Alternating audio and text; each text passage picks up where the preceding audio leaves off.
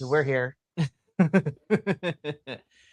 We are somewhat alive and kicking. Hello to all my BC Wrestle Pod nerds out there, and welcome from the past in the future, whenever you see this. But it is I, Mikey, and I am joined here by my good friend, Mr. Beardito himself, Mr. Benny the Bear, as we talk about death before dishonor and not the Five Finger Death Punch song. Or maybe, who knows? We'll figure that out as we go along.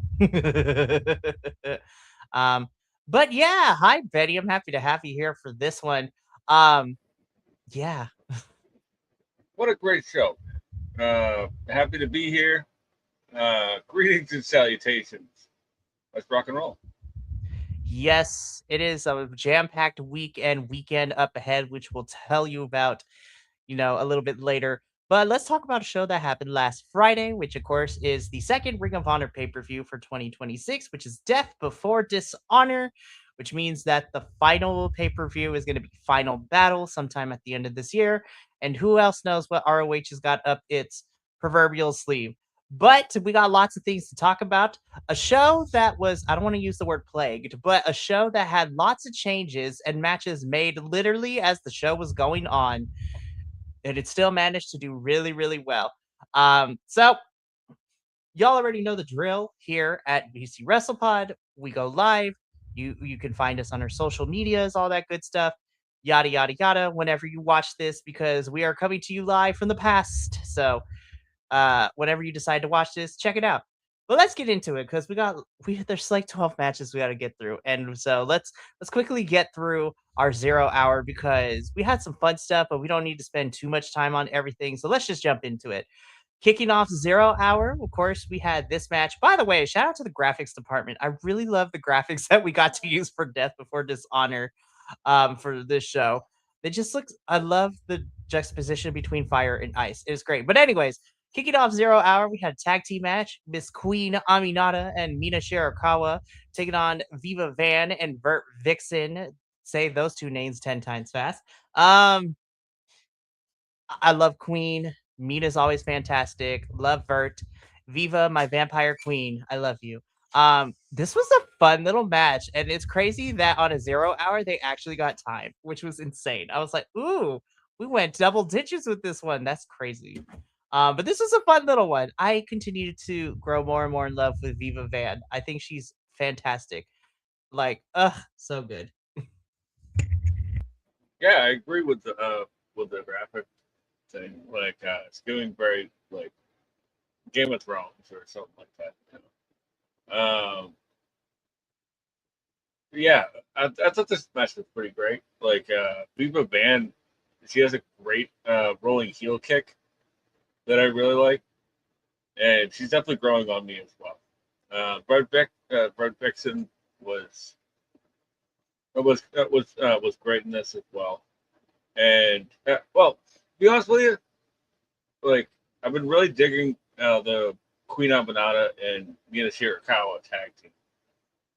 They've really been gelling lately, and I like there was this the kisses swap in a spot in this match where Queen Aminata does the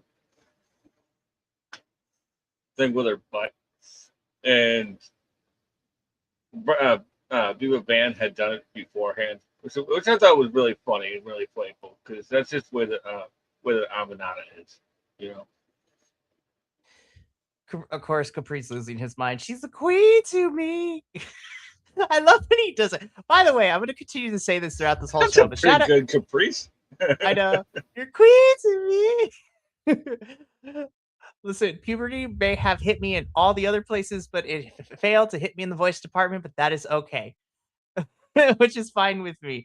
But no, shout out Ian and Caprice, man. They always, and I continue to say it, they're like my favorite commentary duo, commentary team right now in wrestling. They know their stuff. They're really great. Um, yeah, shout out to Ian and Caprice. I love them so damn much. You know, I'm just gonna make this real quick. I really wish that Ian could give this a full time go. I know he's got other stuff going on, but he's such a great communicator. And somebody we haven't had in wrestling in a long time. I also wish that like maybe they could give a shot to like Jordan Oliver, not Jordan, Jordan Cass. Hmm. Uh, you know, because something's gonna change with that collision show. It really Uh, needs to, for reals. Like, I like have Ian Caprice like do like every other week or every 3 weeks. Like, I think they would be great on Collision. But yeah, we could talk about it in another video we could do down the line. But I would love to talk about why Ian Caprice are my favorite and why I also really love Walker Stewart of New Japan and Stardom too. Like, he is also really good. I love him. yeah, I love Walker Stewart and Chris Charlton together. Like, I know Chris Charlton is a little bit controversial in the AEW space, but Mm-hmm. that man, he was just repeating the lines of somebody else. That is what I digress. Yeah. So again, Queen and Mina win. I love them as a tag team. This was a fun match. Continuing on in 0 hour. Oh my god, I didn't know we got this match until it was happening, and I was like, But Adam Brooks versus ELP. I don't know what's going on with ELP's New Japan contract, but like ELP is great, man, and so is Adam. Adam Brooks, of course, I love that Ian and Caprice really told us and filled this in because Brooks was supposed to debut before pandemic hit. And then because pandemic hit, that also meant that that's also when ROH went bye-bye, at least from its first iteration before Tony Khan revamped it to what it is now. So now he's officially here. And ELP's just great. Like, there's nothing else I could say. This is a really fun match. I really enjoyed it. Like, I love ELP, man. He's just so good. And, he's a great person too. I love him. So, yeah, that's all. Yeah, I didn't know this match was gonna happen until they came out. So, because I was like literally writing like Adam Brooks versus ELP in my notes, and ELP like it feels like he's freelancing at this point, you know, like which rules for him because he just gets his name out there and everything, you know. And like with Adam Brooks like being like let go in 2021, like how many people did that happen to? That really sucks, man. Like that pandemic really broke up a lot of stuff. Like, I but know. I'm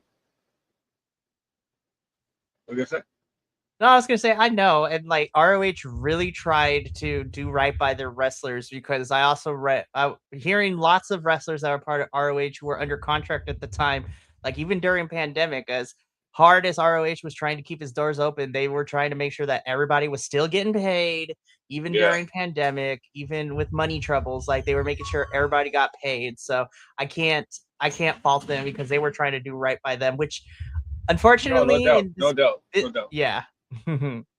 So, I mean, ELP, man, great. Yeah, and Adam Brooks, this was a fun one. So, moving on to our next match really quickly. Just, yes, loved it. I said it on social media. I'll say it. I'll say it again. All the flips. This was just all the all the flip, flips. all the flips, indeed. And give me Commander and AR Fox one-on-one. Let's go. Like, Yeah, also, very interesting for Soleil.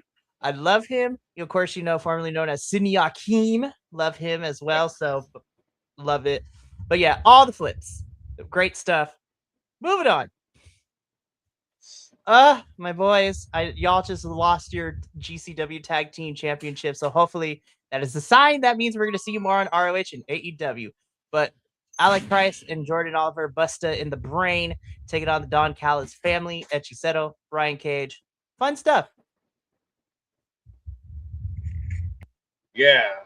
This was pretty great. Like, I also didn't realize how big Jordo was, and until this match, because as big as Jordo is, Brian Cage is his wife. Like, I was just like, it is insane how like size wise, there, like height wise. I was like, yo, this is insane. It could not be any different. Body shaming. I'm not body shaming anybody. I'm just saying it was like a stark contrast. You know, that's Oh all I no, mean.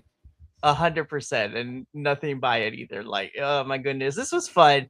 Don Callis family picks up the win. We gonna talk about them in a little bit too, because I'm like, there's a certain match that had a big old brawl. I was like, how many tag teams are in this ring right now? Holy hell! um, Alec Price, man, I love that kid, and that sell at the end was absolutely insane. his Absolutely insane. That bump on the uh,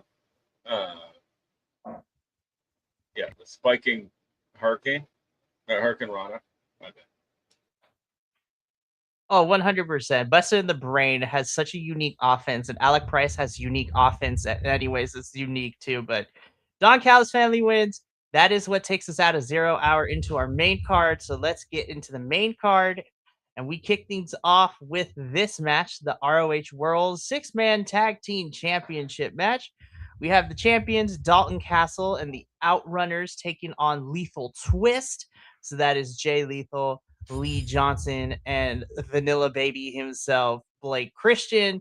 Um, Blake is such a dick, and I love him for it. Like, he's such a dick heel, and I love it. Like, when he took the title off, I was like, yo, this man's been wrestling it with it forever. He never takes it off. How dare you take it off? You're such a tool.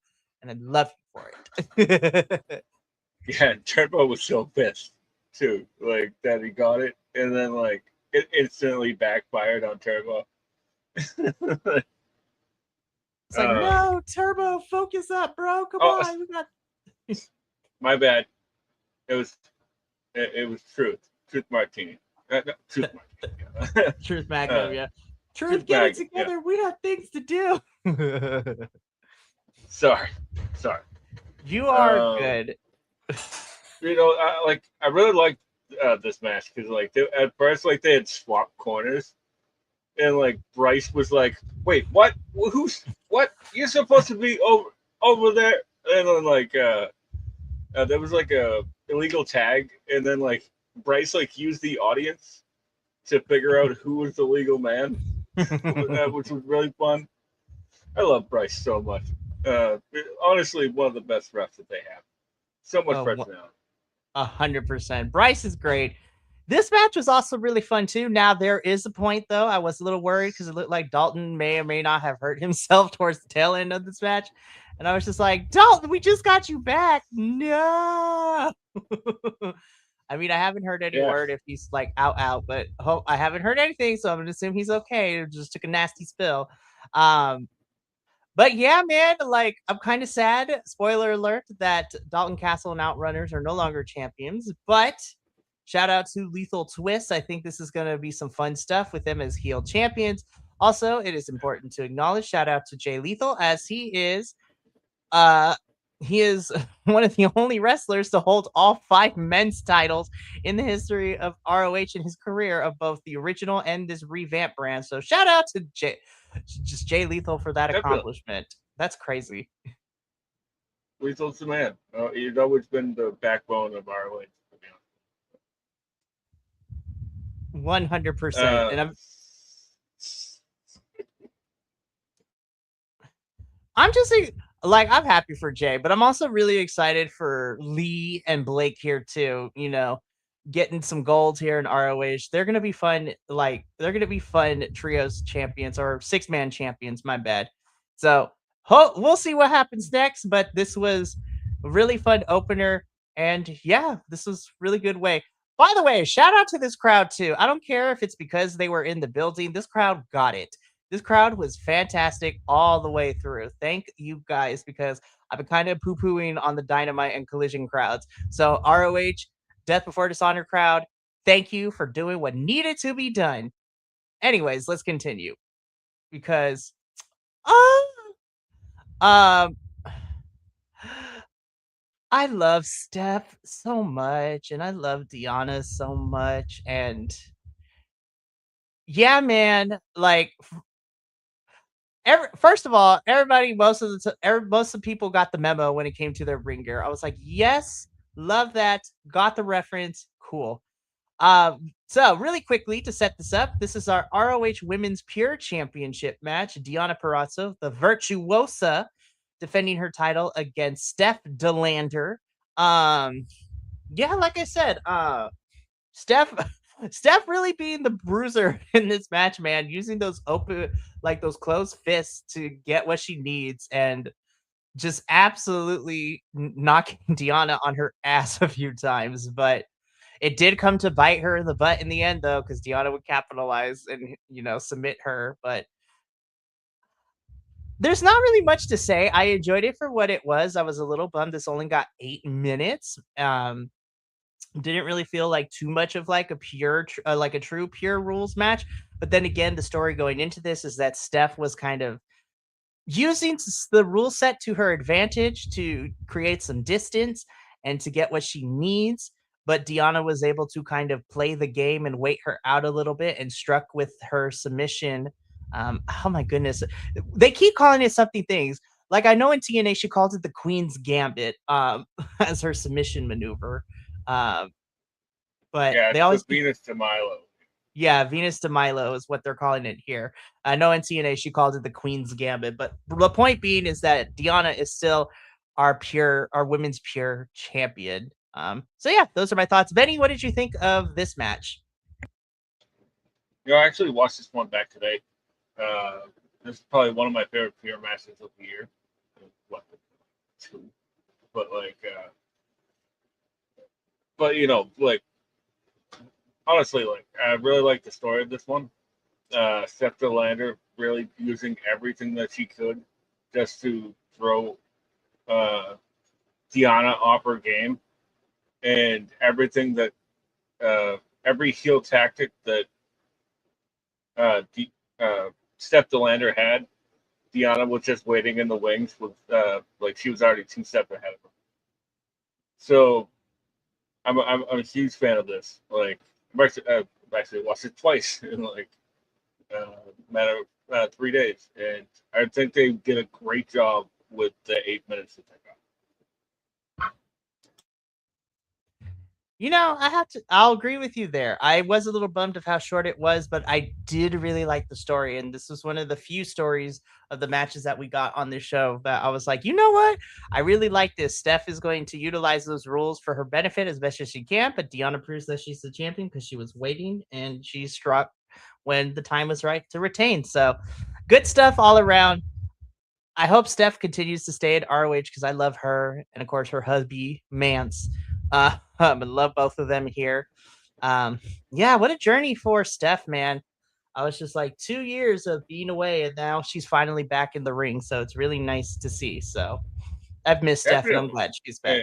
and, and she looked great here. I've Mm-hmm. seen it.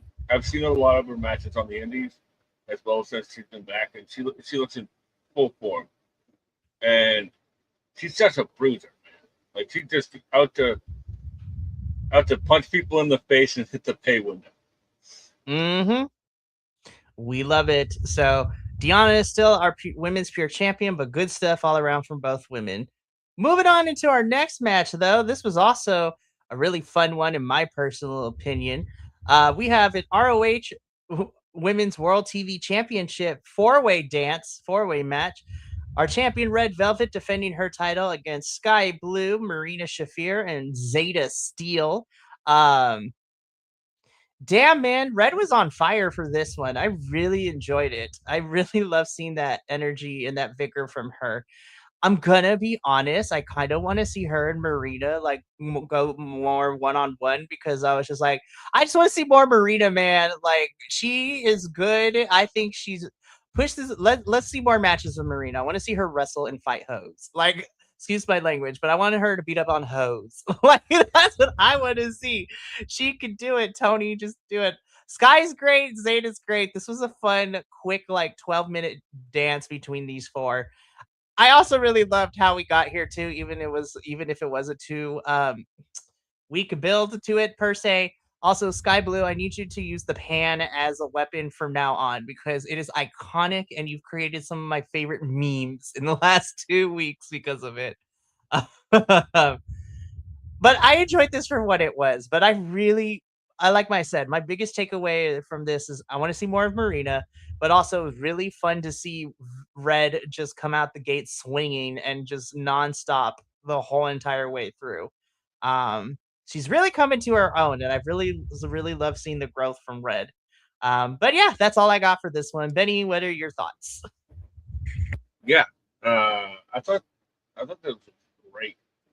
I also agree. I was like, I actually have it in my notes. It says more Marina in red, please, uh, because I thought they had incredible chemistry that you don't really get in a lot of modern wrestling.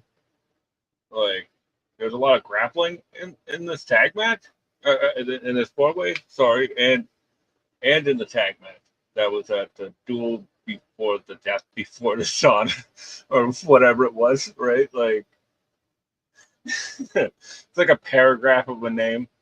But you know, that's not to discredit any of the other performers because I thought Zeta Steel has really uh, shown out the last couple of weeks, last month or so. And Sky Blue, well, we all know how great Sky Blue is. Like, it's no shock. I just wish that they would do more with her because her growth in ring has been incredible as well, just as much as Red Velvet. Like, Sky's in ring ability is incredible. Just please get away from the code red. It never works. It never works. I It's love one of it, those. but it never works. I was like, listen, I was just like, we need to figure out different move sets. Like, love it, but I know We get everyone it. loves. I know everyone wants to pay homage to the originator, but like, no. Yeah, it's like I like a pun myself. Okay, so like instead of the code red, it's a code blue. I understand. I get it, but it's not working. Yeah. So, but again, some really fun stuff. Red is still our women's world television champion. I would love to see her and Marina go on a one-on-one. We'd love to see it. Moving on. Now I have to give props because this was a last minute change, literally. Because we originally this was posted for the Ring of Honor Pure Champion. Um, it was supposed to be Lee Moriarty versus Nigel McGuinness. However, Nigel set kind of, I don't want to say pulled out, but Nigel was not medically cleared, and he is, given his whole situation and his extent of his injury. I also feel that AEW didn't want to jeopardize what's going on with the Continental Cup, and so literally the episode the episode before the pay-per-view, we had Wheeler Yuta and Katsuyori Shibata have an unofficial like number one contenders match in which Shibata won. So Shibata would earn the right to face Taiga Style Lee Moriarty for this pure championship. Um very nice, like short 9 minute bout. I know it's not the match we were originally going to get, but come on, it's Shibata. Shibata Bread out here is literally, his moniker is the wrestler, and you already know you won't get good stuff from him. And Lee is also fantastic. Moriarty is great. Like, not what we originally planned, but still really fun. Yeah. Uh, I'm gonna be honest right now. Like Lee's probably one of my wrestlers of the year right now. Like it's a short list of wrestlers of the year, simply because I think he's brilliant, and we finally got dickhead Shibata back in this. Like, and and that's what we've all been waiting for, right? Like, yeah, like Happy Shibata has been great for like the past 2-3 years, whatever. Right? But like, his name is the wrestler because he's no shenanigans, right? Like, it's no thrills, no frills. Like he's just gonna show up and beat your ass and leave, right? Like, uh, but uh, I'm really glad that Lee Moriarty does those neck bridges because that spot on the outside with the guardrail, like with the tope suicida, where like you just see Lee's neck go. Oh, that looks awful. Oh, that looks awful. It's like, oh no. This wasn't the first time I had noticed it all night, but like I think it was like probably in the first match, right? I'd noticed that like there's no margin for error on the outside of the ring tonight. Like there's no margin for error. Mm-hmm. There really isn't, and I was just like, oh, this can go 100% really bad, but thank goodness it wasn't. Yeah, luckily everybody got the memo. Catch everything. Please, You know, please. But yeah, again, even though this was not the match we were originally going to get, I already knew we were going to have a really good time with this one, and a good time was had. Lee Moriarty, Tiger Style, is still our pure champion. Yeah, when Nigel is better, man, I really hope we get that third encounter between the two of them. Like, holy hell, I'm so ready for it. Like, yeah.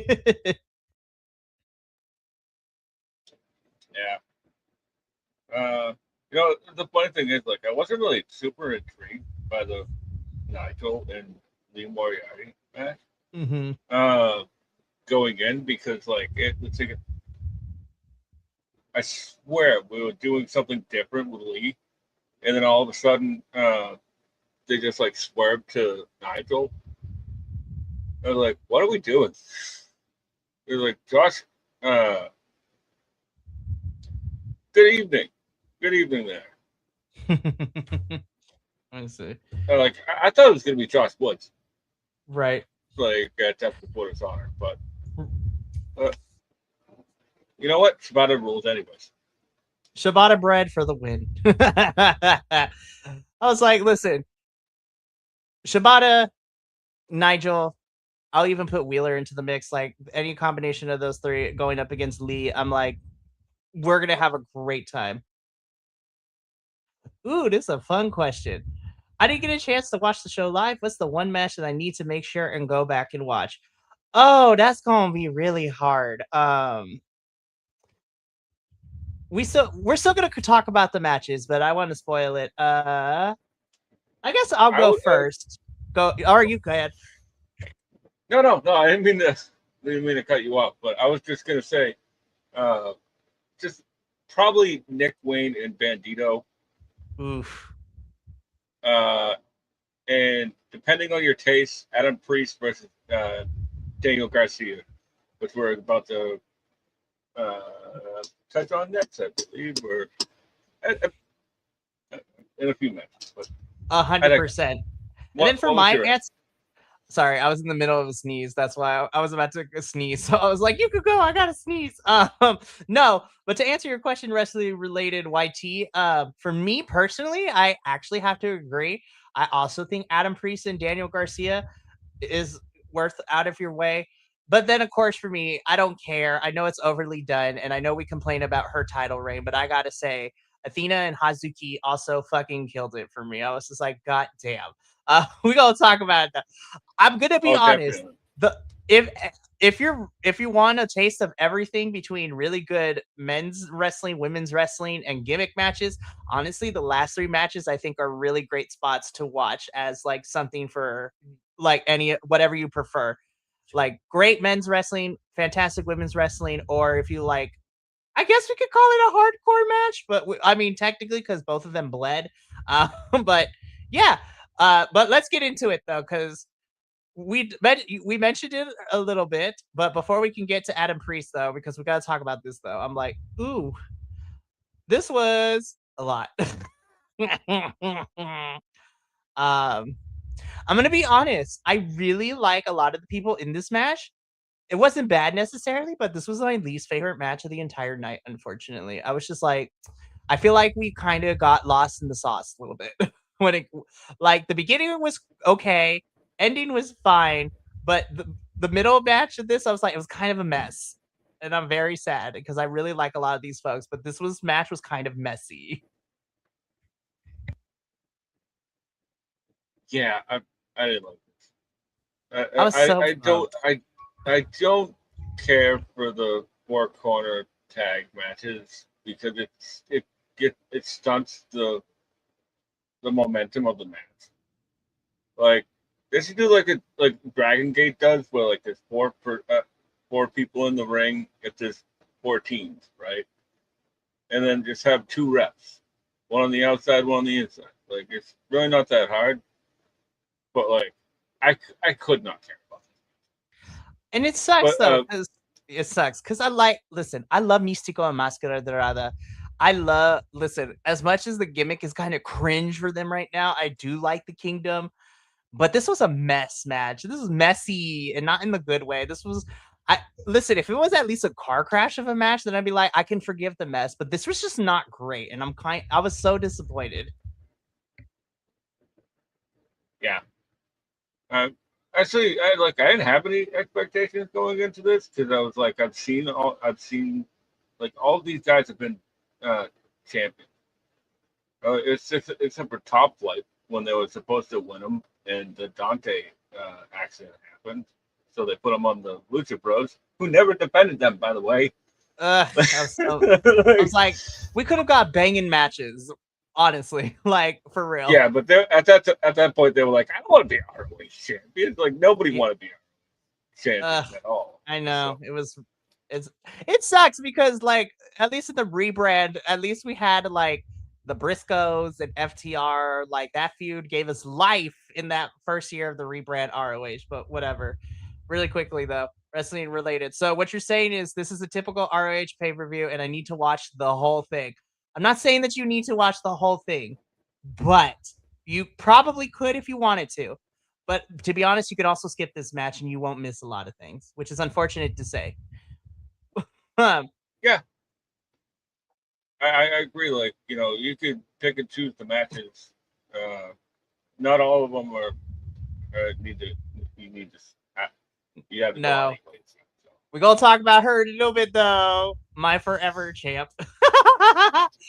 We'll get into it. I love Especially, me some Athena, man.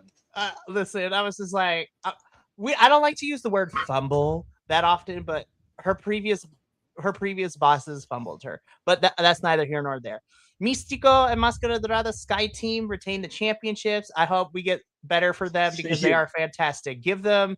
I'm gonna be so for real. You know what? If we want to, let's put AR Fox and Commander against them. Like, give me all the flips. Like, yeah. I'm down for that. I was just gonna say, like when you said like Mystico and Dorado retain, it's like no, you don't say. really, Sort of I looked at this field and I was just like, it would be a crime, a hate crime, if you will, if Místico Mascarada Dorada lost anybody here. I'm like, and again, I love the Kingdom, but we talked about this offline. They really need a manager to help them direct this new gimmick they got going on. I don't know what's going on, but Maria, you want to come back, girl? I know you kind of taking a break and you being mom, which I love for you, but like, we need some guidance for these boys.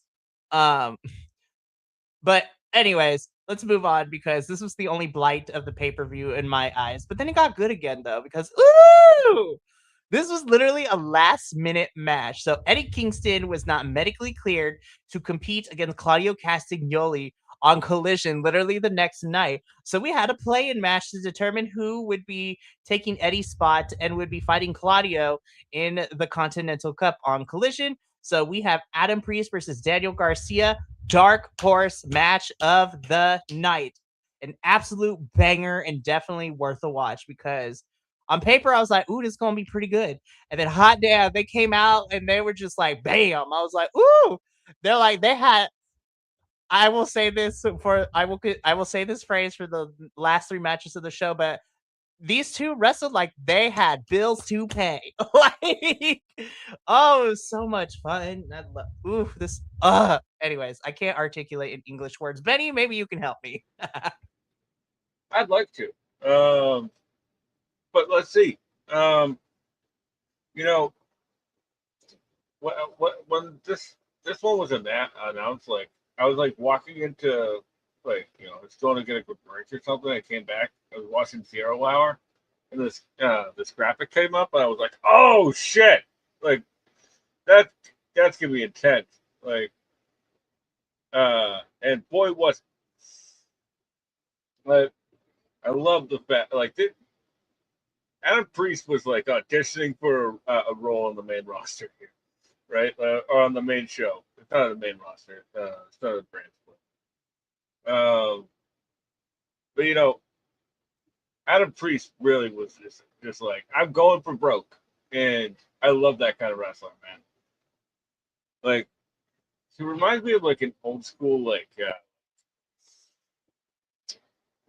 I don't know, the WCW TV champion type wrestler, right? Like he's just gonna throw night beds, chops, and kicks, and work over your leg for the for the next 30 minutes. That's pretty funny because uh, both of them were working the leg, right?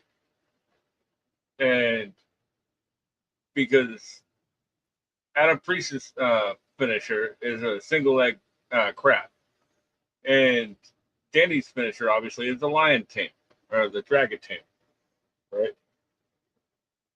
Which always bugs me when they say, "Oh, he's got the lion tamer on, but he's not sitting back yet." Because it's like it's not really the dragon tamer. Like he has to sit back on it to, really wrench it in. Like Danny is so good, but also Adam Priest. I don't know if underrated is the more accurate term to describe Adam anymore, but like he's just so damn good. Like honestly. Yeah, I remember I started watching DPW a little while ago, like probably like just before it closed up. And the first match I saw of it, I was like, "Who the hell is this guy? Like, what is this?" Like I don't know too much of how he would work in like a technical style, which I think he would be great at, but if we're gonna hold off between Nigel and Lee uh for a little bit, I would like to see Adam Priest and Tyga style go at it, like in a proper like give them 30, 40, 50 minutes pure match. Like anyways, really great dark horse match, like low key banger. Denny would win, and he would. Spoiler alert: he tried really hard, but Claudio Castagnoli beat that ass. I was like, hot damn, they tried, but I was like, yep, Danny, say your prayers. Claudio gonna kill you, and he did.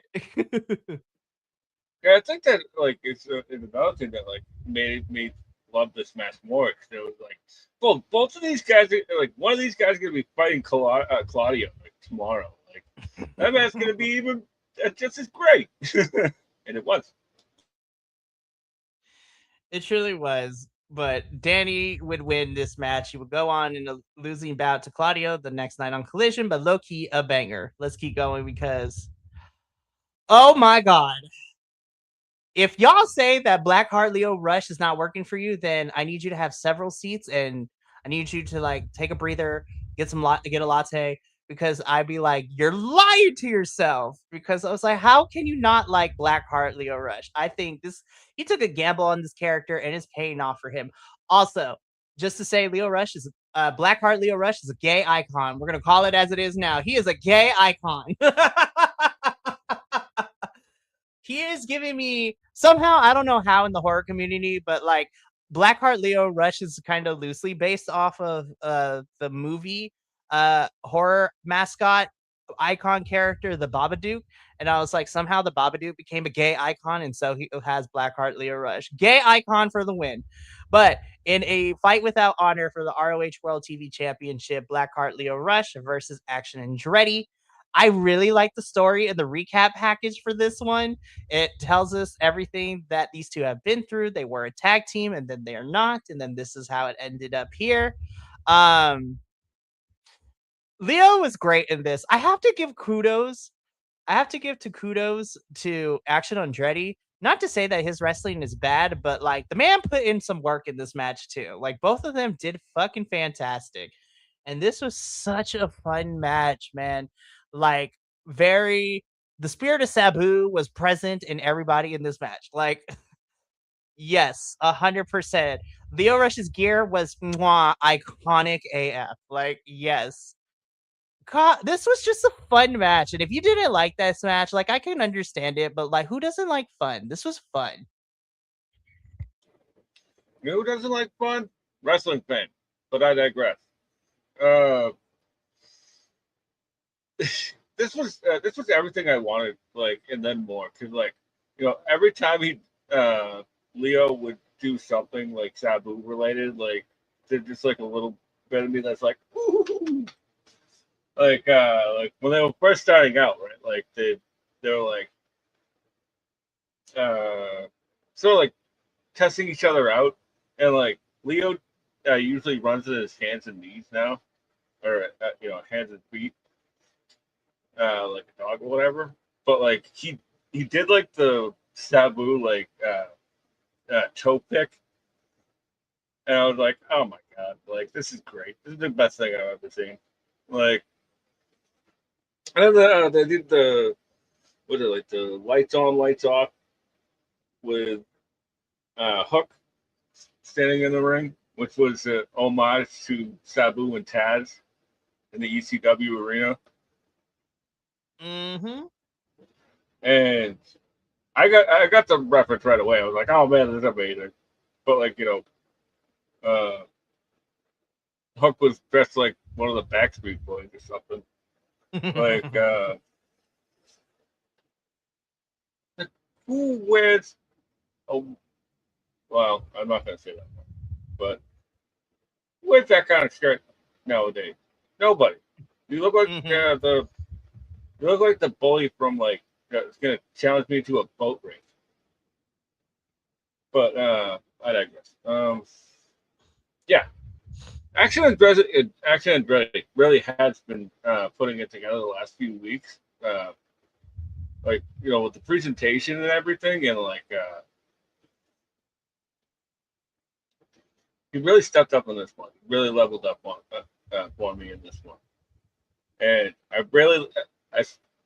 you know what? They even changed my opinion about the ops, because I like the ops as like a crew of degenerate young kids. You Them know, hooligans. damn hooligans. Like you kids get off my porch. Like you kids get off my lawn and my porch. Like yes. You could tell that both Benny and I are curmudgeony old farts. Not really though, but kind of, sort of. We'll figure it out. Shake Harder boy. Oh my goodness. But no, I really love the running with Hook and Bowens. Like, I really do appreciate it that Action Andretti is your new television champion. But the end, man, that black, literally that black heart, I was like, oh, that imagery is gonna be is iconic. Like, oh Yeah. my goodness, if this character couldn't have gotten any better, and it did. Oh, I know, right? Like when I saw that the vial was or the black heart was inside, I was like, oh man, like that is a great way to introduce that. Like, good on you, Leo, man. Like, such a creative dude. I love it all. It's fine. It's fine. It's like it's fine. Um, Low key, I'm so excited for him and over in progress. I'm excited for him and Rio to fight. Like, ugh. Oh yeah, that's gonna be great. It's such a weird mismatch of people in matches, but I'm low key excited for it. But anyways, yes, this is one of the matches that you should definitely go out to watch, and so is this next one because god damn, bro, Bandito keep having heaters of matches on these pay-per-views since, for the last year and a half, 2 years he's been champion, but which is to be expected. But Nicholas Wayne, you get these flowers, you get my non-existent award of being like probably my favorite person on this pay-per-view. This, you listen again. you wrestled like bills had to be paid. This was you're just like, hey guys, I went to the best of the Super Junior for the last 2 years. Let me show you what I picked up. Also, he hung out with Jun Kasai too much because I was just like, you're taking bumps, my friend, that I was not prepared. But hell to the yes. Um, my God, what a match, man. This is on my short list for like matches y'all got a like favorite of the year. Like, hot damn. Yeah. We all keep saying that, like, Bandito should get, somebody should take the belt off Bandito. And this probably would have been a great moment to do it because this crowd was electric for this match. Because I forgot to mention it with the Adam Priest match, like, that crowd only cared about Daniel Garcia for like the 3/4 of that match, right? Like, but like Nick Wayne had this, and Bandito had this crowd of rock in the ECW or the 2300. Um, and Bandito has just been, he just brings the best out of everybody. He really does. But, Nick Wayne really found something in Japan, man. Like, found this new confidence. Like he's cutting, like he's always cut okay promos, but now he's cutting great promos. Like he really found something, man. Something that light blitz, what you know.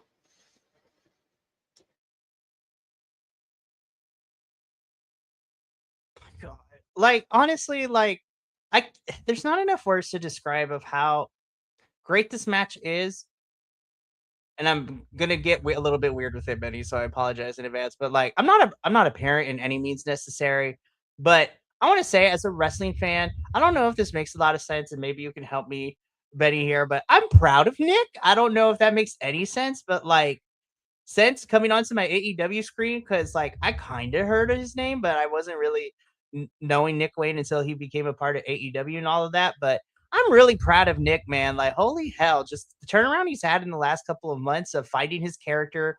It's working really well. Having kind of getting television time, and he gets this match. I was like, this is a statement match for his little young career, and I'm hoping that this we continue to push him upward. I'm proud of Nick. Yeah, and like one thing I love is that he's sort of like doing a Christian Cage imitation, like with his facial expression. Hmm. So there's that. I'm really proud of you, Nick. And Bandito again putting on heaters. Bandito is still your champion, but this match was really fun. Bandito barely won by the skin of his teeth, in my personal opinion, for this one. Nick really brought it, and yes, fantastic as always. But getting into the main event though, Benny. Uh, Listen, I know that certain styles of wrestling may not be any for anyone, and under normal circumstances, I respect and I love your opinion. But when it comes to this match, you're wrong. I don't know, man. Like, I know I complain about Athena's like really long ass title reign at this point, and how she's like whole like she has held this championship for so damn long.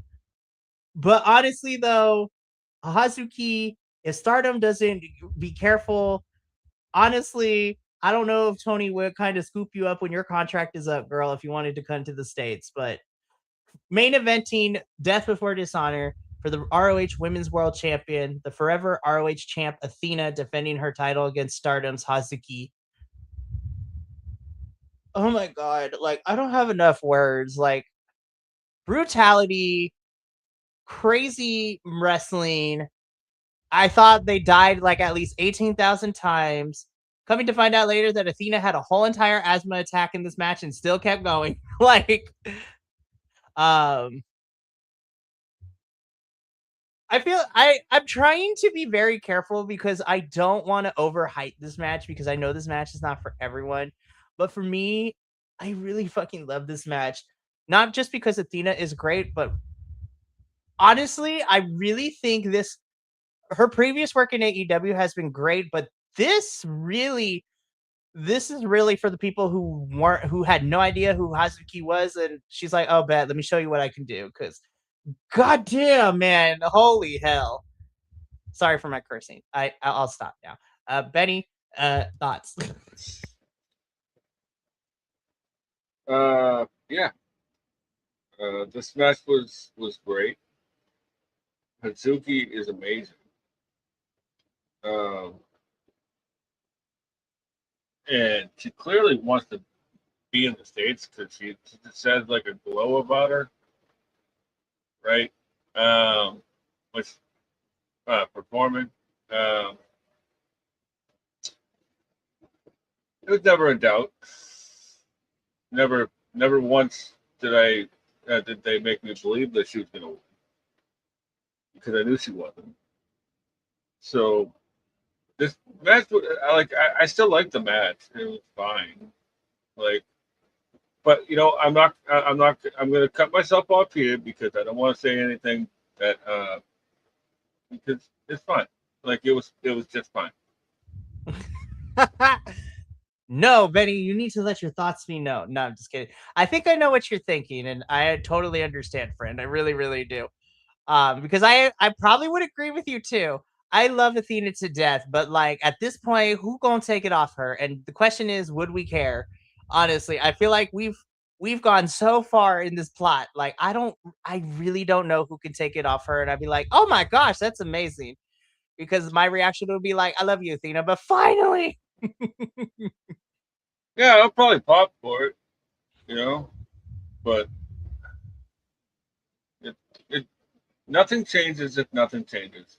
Like we keep buying these favorite views. They keep doing great stuff, and then like nothing ever changes. No title change hands tonight, except for one the did six the six the man and the TV TV title. champ Oh and yeah, the and the TV six man. title. Yeah. Well, that's fair. I guess but I don't take it back. Like a lot of stuff just doesn't change. It doesn't matter. Like the lethal twist is just going to go to AEW proper and Hmm. hang around with the demand because now they also have trio titles now. So like I don't know, man. Like I love ROH, and I don't want to say there's bad things about them. It's just that like No, let's talk about it. It's not even bad thing. How about this? I will be the bad guy, so that way you don't have to feel like you have to be. Is that okay? I will fair. be the bad guy because I think we agree upon this. Because I think what Benny's trying to get at, and listen, if anyone comes from my friend on the on the good day on the wrestling gods internet, we will fight verbally. So just a forewarning, you come from my friend, we will fight you, but I will also love you and fight you out of love. But the point being is that what I think Benny is trying to say, which I know he is, but I will be the bad guy so he doesn't take the hate and the hits. But the pay-per-views for ROH in for this rebrand are freaking fantastic, man. Like they are always top-notch wrestling. They always give us really good stuff. And in fact, ROH pay-per-views are probably some of my favorite shows to look forward to every time we get one because I know they are going to deliver on so many levels and they are going to be amazing stuff. In ring wise, it's always fantastic. But you can only do that so much if your television product is of equal or close to equal value when it comes to the storytelling, to developing characters, to actually having consistency in terms of like what we're doing. But the problem is that ROH as it stands now, they got a really fun roster of people you can do stuff with. But over the last 2 years, because we're in the third year of this rebrand of ROH under Tony Khan, in the last 2 years, it's just been so not that it's been bad, but it's just like it feels like it has no soul. Like it's Yeah, just it's just a treadmill. Really, what it is. Like it's like a hamster wheel, you know. exactly. Like we get excited and then nothing happens, and then 3 months goes by, and then we get excited, and then nothing happens, and then the same thing over and over and over again. But we keep on for the trick. So I don't know what that says about us as wrestling fans because on the one hand, I would be like, I could stop if I want to, but then also I probably won't because I do like ROH pay-per-views because they always bring the in-ring. But yeah, the matches are always great. It's just the follow through and what they mean, right? Like, because to be honest with you, this is the most I'm gonna say about it, and then we'll get out of here. Is that like, or I'll stop talking. um, I think the match with the most stakes in this entire show was Adam Priest versus Daniel Garcia. yes, absolutely, because it truly was. This really could go 50-50. Like, Uh, the stakes were there. They both wrestled like Bills had, which probably did, but there was an actual, reward for the winner of that match, and it meant a lot. mhm. Like, I think that, and to wrap it up too, because again, I still thought this was a fantastic show. It was really good in ring, but at the same time, n- I mean, the change of the television championship and the six-man tag team champions was a genuine surprise. It was like, oh, okay, that's kind of cool. But like your bigger titles, I never thought, I'm gonna be honest, as bad as that match was, I never for one second thought that Sky Team were gonna lose their titles. I didn't think I figured Bandito wasn't gonna lose his. I knew Athena wasn't going to lose hers, which don't get me wrong, banging matches. But when it's pretty safe to bet that the champion is going to retain because of the track record, like you can only do that so much. Like I want to feel like, oh, we actually could see the title change hands. But I digress. That's all we're saying for with ROH. We love the pay-per-views and we're going to continue to watch and you know cover them because we want to spotlight good wrestling where there's good wrestling. But Absolutely. the weekly shows were like Benny said, it's like a hamster wheel running, treading water. Like there's no seasoning. I was like, there's no seasoning. Give me my seasoning. Also, it's like the episodes could be anywhere between 45 minutes and 3 hours. Lord Like, help there's me. no in between. I was like, can we stick to at least an hour? 45 minutes is actually fine too. Like if you give me like 45 to an hour weekly, baller, cool. That's fine. But 3 whole hours, I was just like, this is a lot. Even after like anything after like an hour, I think of ROH because it's just squash matches and nothing's moving along, right? So like it's just like you're just watching a regular indie that's in a giant building. But like uh the thing is, right? Like I don't want to say these things, and I love ROH. I lost my train of thought, but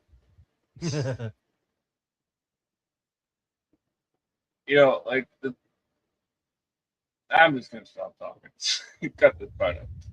No, we are not going to do that. Just kidding.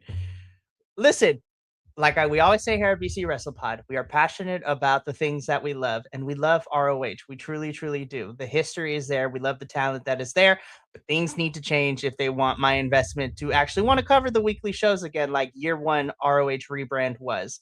But at, in the words of my good friend, I digress. But honestly, though, like I said, this pay per view was fantastic. We just want the TV to be better, as the consensus of what it is. But that's it, because we could be here forever, and I don't want that because we could be here for hours. But anywho, we're about to wrapping up, so that's gonna be it for us here. We got a whole entire packed week though, so stay tuned for all of that. But from all of us here to you at home, remember, take care of yourself, love one another, stay iconic, and more importantly than anything, you always deserve to finish your story. We will see you. Well, I will see you tomorrow for AEW and All In predictions. But until then, sayonara, adios, and until next time, peace.